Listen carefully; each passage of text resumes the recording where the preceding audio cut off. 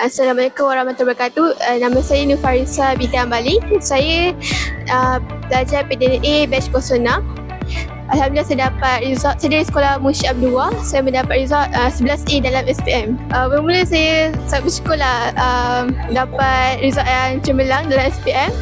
Lagi dalam subjek yang fizik, kimia, bio tu memang susah.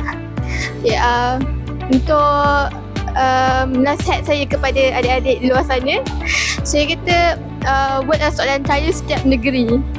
Yang paling utama sekali, jaga hubungan tu dengan Allah, dengan ibu ayah, dengan cikgu-cikgu sekali lah.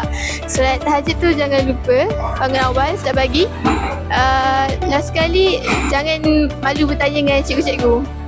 Alhamdulillah daripada PTNA sekali, cikgu-cikgu sangat bantu saya dari segi pelajaran, topik-topik yang saya tak faham tu, cikgu PTNA pun banyak tolong saya.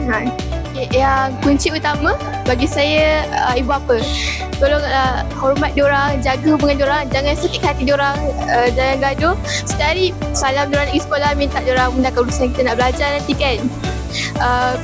Minta doa, setiap hari lah minta doa, maafkan diorang kalau dia buat terasa salah hati kan.